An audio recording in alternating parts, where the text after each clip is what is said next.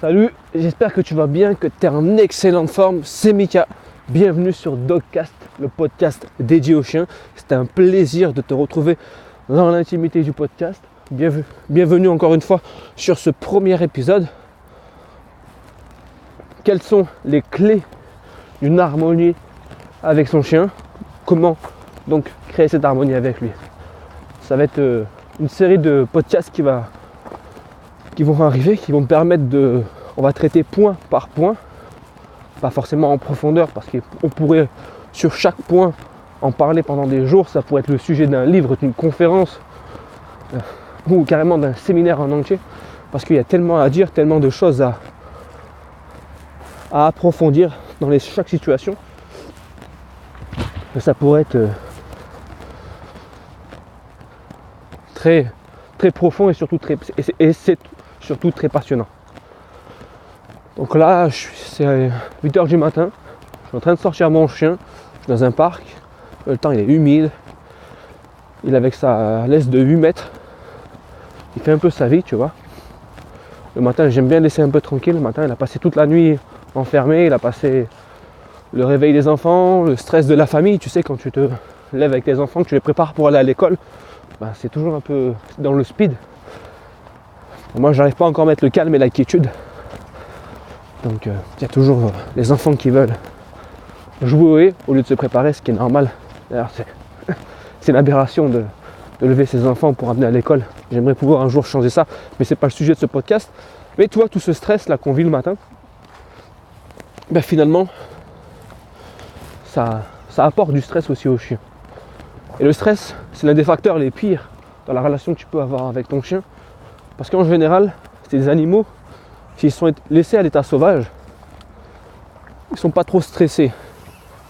Ils sont vigilants, ils font attention, ils se préservent, mais ils vivent pas avec le stress, pas avec le même stress que nous. Ils ont le stress de la vie animale. C'est-à-dire ils font attention aux prédateurs, ils font attention aux dangers, mais ils n'ont pas le stress de l'humain, le nouveau stress, le stress de la course, le stress de la vie quotidienne finalement. Et ça, c'est l'un des facteurs les pires dans la relation que tu peux avoir avec ton chien. C'était une aparté que je voulais traiter au début de ce podcast. Ce podcast, il a pour but, c'est un format un peu plus long que la vidéo, donc tu peux le consommer de plusieurs manières. Soit lorsque tu fais une sortie avec ton chien, c'est pour ça que je fais une durée de 20 à 25 minutes, c'est ce qu'on fait en général pour les sorties de ce qu'on appelle physiologique, pour les besoins. Ou alors tu peux carrément l'écouter, le couper, mettre pause et reprendre la lecture dans ton véhicule, dans le bus. C'est l'avantage d'un podcast, c'est discret. En fait, tu l'emportes partout, c'est comme un livre de poche. Tu peux me retrouver sur SoundCloud, tu peux me retrouver sur YouTube, sur Facebook.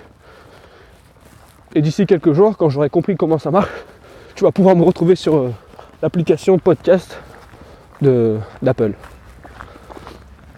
Je vais aussi mettre un lien où tu vas pouvoir cliquer pour poser tes questions et tes suggestions et auxquelles j'y répondrai volontiers.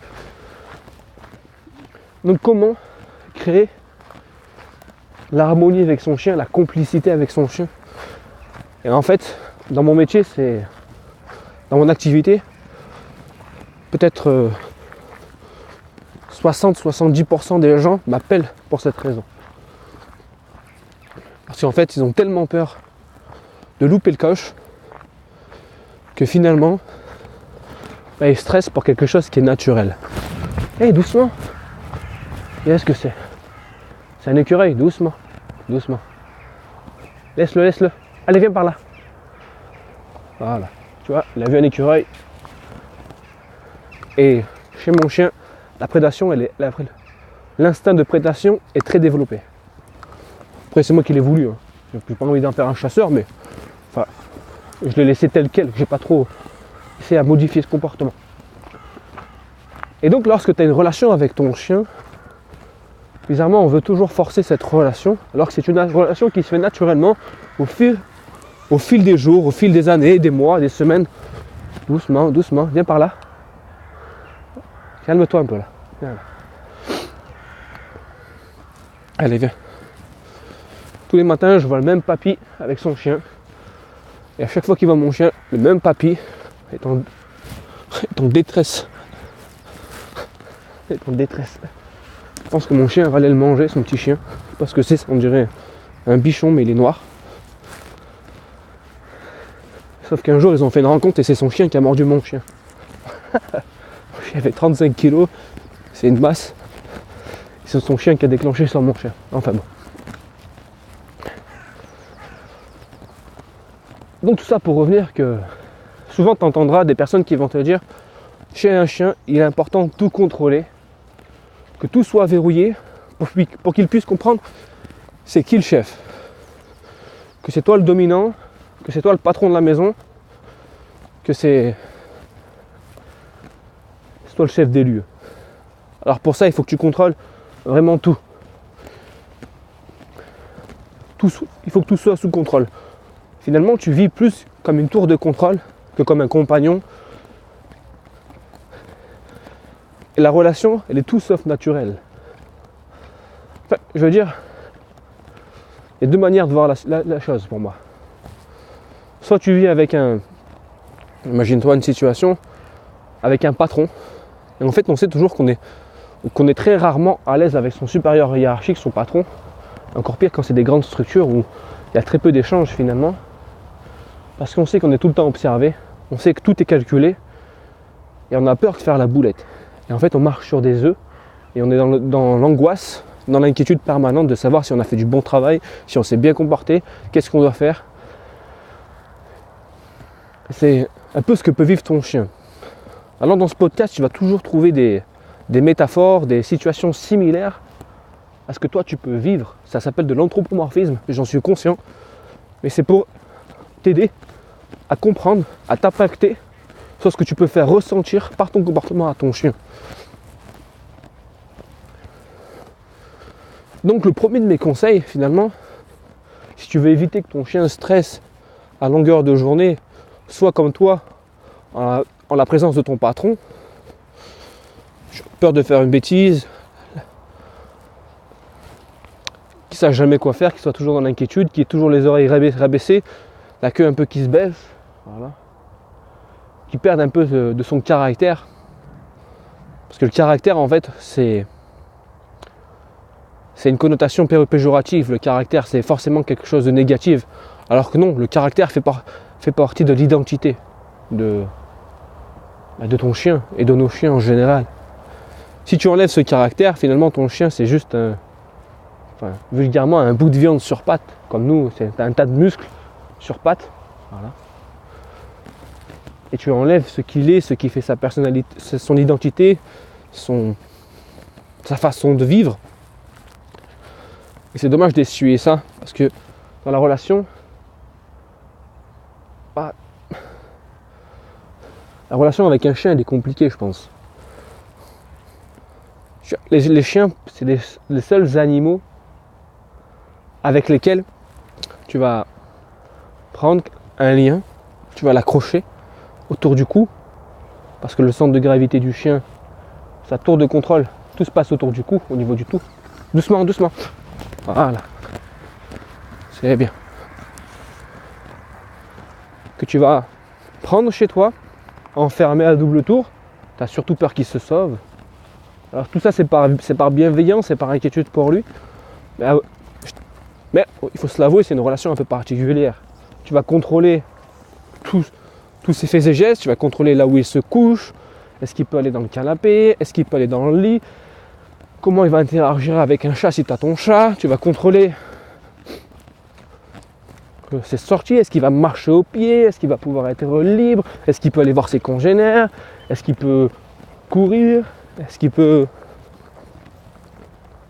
renifler, est-ce que tu as le temps qu'il s'arrête pour pouvoir renifler. Et finalement, tu choisis à quelle heure il va manger aussi, quand est-ce qu'il boit, quand est-ce qu'il joue, quand est-ce qu'il ne joue pas, quand est-ce qu'il peut communiquer avec les aboiements, quand est-ce qu'il peut faire quelque chose. Et finalement, il vit toute la journée sous pression. En fait, c'est une pression. Qu'elle soit positive ou négative, la pression, par exemple, lorsque je prends un gobelet en plastique et que je veux qu'il reste en place dans ma main, je veux le maintenir dans ma main, j'exerce une pression, qu'elle soit forte ou moins forte, mais cette pression me permet de maintenir le gobelet dans ma main. Et finalement, on peut utiliser la même pression, qu'elle soit forte ou moins forte sur nos chiens, pour pouvoir avoir une vie en harmonie avec lui, maintenir la relation et son comportement acceptable dans une vie civile, en société humaine. Et à longueur de journée, ça lui crée un stress. Alors j'en suis conscient, je ne dis pas, loin de moi de là, de penser qu'il faut laisser les chiens faire ce qu'on veut, mais qu'il faut pratiquer ce que j'appelle moi le lâcher prise. Lâcher prise dans les situations. Et tu verras que quand tu lâcheras prise avec ton chien, lâcher prise, ça veut dire quoi? Déjà, ça veut dire accepter de laisser une situation se dérouler d'elle-même, accepter d'enlever sa maîtrise. J'accepte d'enlever la maîtrise que je peux effectuer, voilà, sur cette situation, sur cette personne, dans ce contexte. Et comment ça peut s'appliquer avec le chien? Avec le chien, ça peut s'appliquer sur plusieurs manières. Alors, il y a quelque chose qui est clair, c'est qu'il est difficile de lâcher totalement prise avec nos animaux, même lorsqu'ils ont un comportement tout à fait acceptable, et d'autant plus quand ils ont des troubles du comportement, comme de l'agressivité envers les congénères ou les humains, ou alors lorsqu'ils ne reviennent pas au rappel. Lorsqu'ils ne reviennent pas au rappel et qu'ils peuvent se mettre en danger. C'est tout à fait normal et acceptable, et compréhensible aussi, de devoir imposer un cadre à son chien. Mais on va essayer de prendre l'image de quelque chose qui se met souvent sous pression, c'est la cocotte minute. Pour pouvoir faire cuire plus rapidement et correctement des pommes de terre, on peut utiliser ce qu'on appelle une cocotte minute. Alors je ne suis pas roi de la physique, mais j'ai bien compris que la cocotte minute, en fait, c'était simple. Il s'agissait de prendre donc, les ingrédients, les aliments, les pommes de terre, en l'occurrence les patates, de les mettre avec un certain volume d'eau, de fermer ce couvercle qui est hermétique, de mettre en pression, ce qui fait qu'avec la vapeur, ça va permettre d'accélérer le processus de cuisson. Mais si on laisse trop longtemps cette cocotte fermée, sans lui laisser l'occasion d'évacuer le surplus de pression, on peut se retrouver avec une cocotte qui explose. Le couvercle part au plafond. Voilà ce qu'on peut trouver. Allez, viens, on y va. Allez, viens.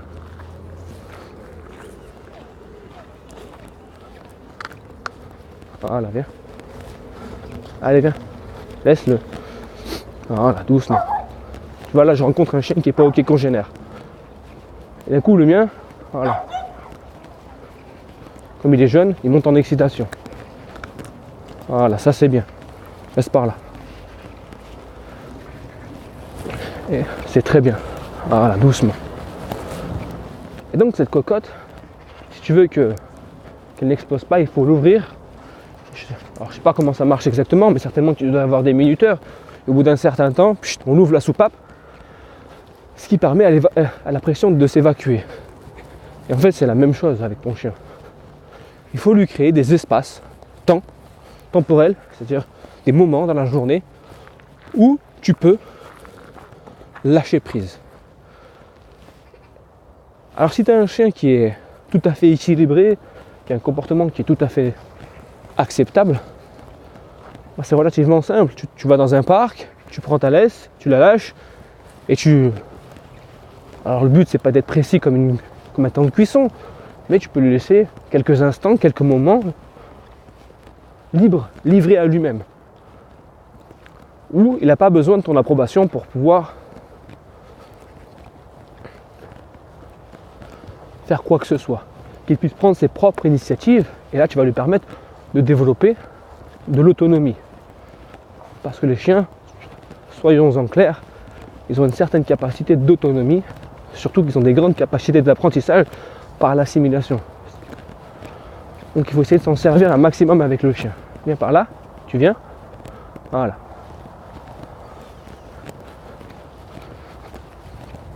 Ça c'est quand tu as un chien où tout va plus ou moins bien, Allez, viens, laisse. On y va. Allez. Allez, allez. Tu laisses. Et c'est très bien. Voilà. Allez, viens par là. Super. Là, tu laisses. En revanche, c'est un chien qui... Doucement, doucement. Qui montre des troubles du comportement. Ah, c'est vraiment des mots humains, mais c'est ce qu'on emploie en général. Essaie de créer cet environnement. Alors ton chien ne verra pas l'effort que tu verras pour lui, mais toi tu vas le savoir, cet effort que tu fais pour lui. Et quand on fait des efforts pour quelque chose, pour que ça marche, en général on prend soin et on fait en sorte que ça marche encore plus longtemps. Qu'est-ce que j'entends par là? C'est que plus tu vas faire des efforts pour ton chien et la meilleure des vies, plus tu vas être indulgent, compréhensible et patient avec lui, plus tu vas pouvoir lâcher prise.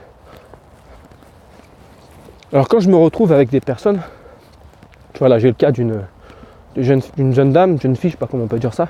Aujourd'hui on n'a plus le droit de dire mademoiselle, tout est compliqué, mais d'une jeune femme. Elle a un gros chien. Elle a un très gros chien, une 50aine de kilos, c'est un Canet Corso. Et finalement, à force de la vie, elle se retrouve dépassée par son chien et coincée chez elle. Elle ne peut plus rien faire parce que son chien est tellement puissant qu'elle l'a dépassé. Alors c'est pas de sa faute, elle a toujours essayé de faire son maximum.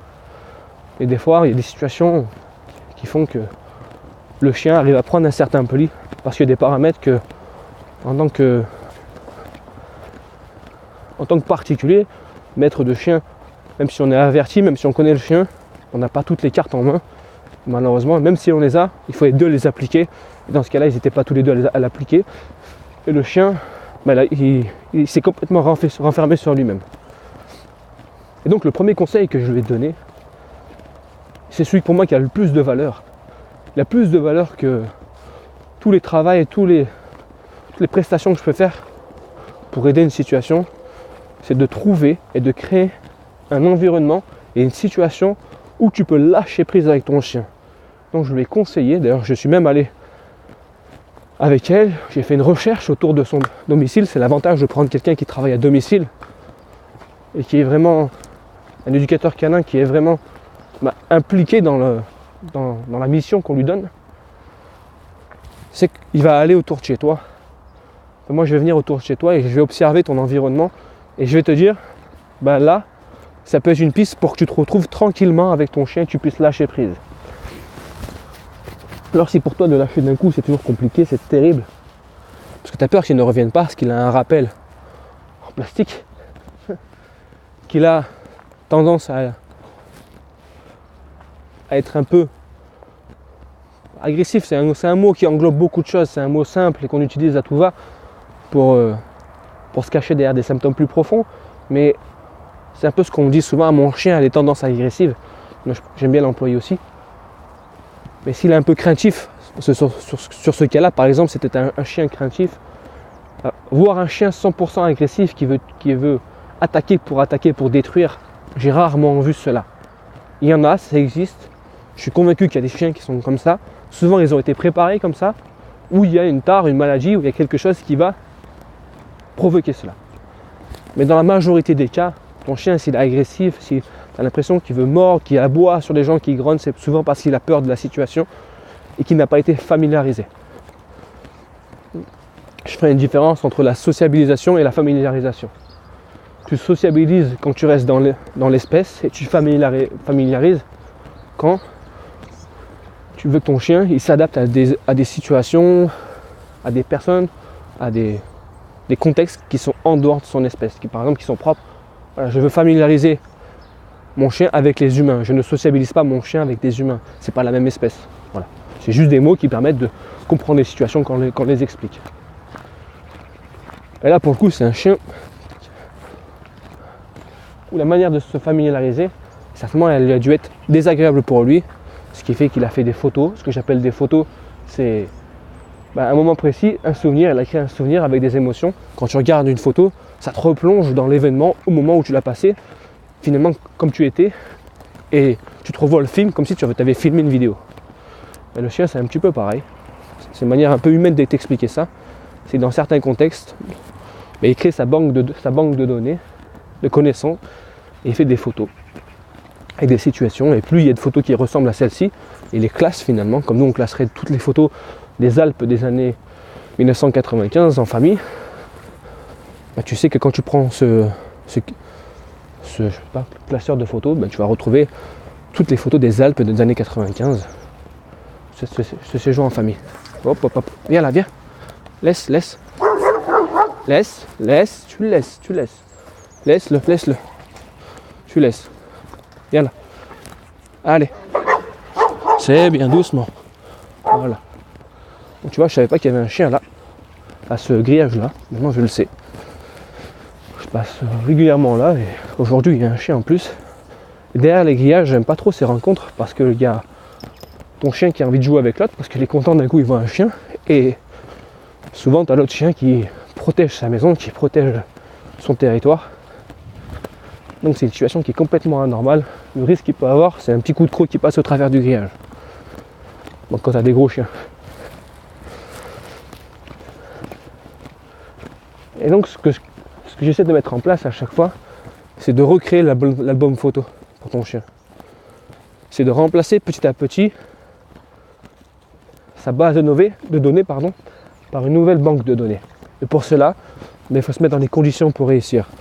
Et donc c'est là où je disais que j'allais souvent autour de chez toi, de chez les personnes qui m'appellent, pour essayer de trouver une bonne balade, créer une bonne balade autour de chez eux. Les étapes pour une bonne balade. Ça on le verra plus tard. Et là en l'occurrence pour cette personne, qui était coincée avec son chien, c'était de se retrouver tranquille, dans une zone, ce qu'on va appeler neutre, où il y a le moins de stimuli possible. Alors on n'est jamais à l'abri.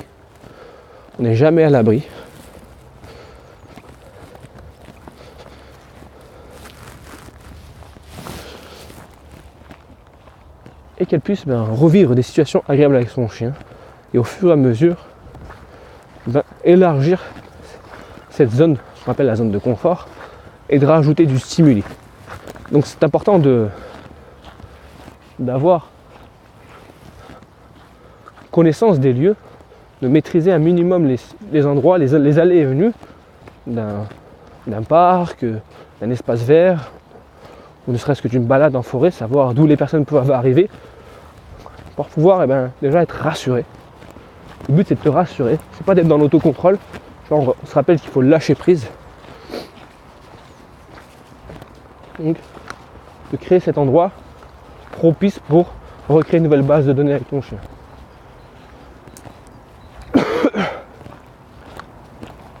Parce que tu te doutes bien quand tu as un chien qui est un peu compliqué, viens par là, il est difficile pour toi de lâcher prise. Tu dois être sur le qui-vive en permanence, tu dois surveiller.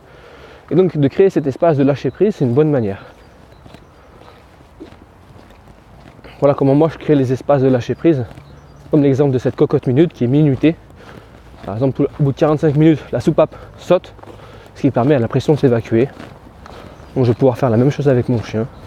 Tous les jours, quand c'est possible, tous les jours, je l'amène dans un endroit où je peux le lâcher, où il soit libre.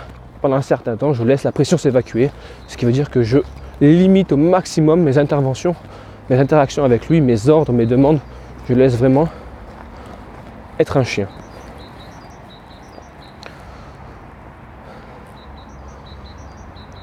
Voilà pour ce qui est du lâcher prise en extérieur. Je te souhaite vraiment une excellente fin de journée. J'en ai fini pour cette partie. Et à très vite.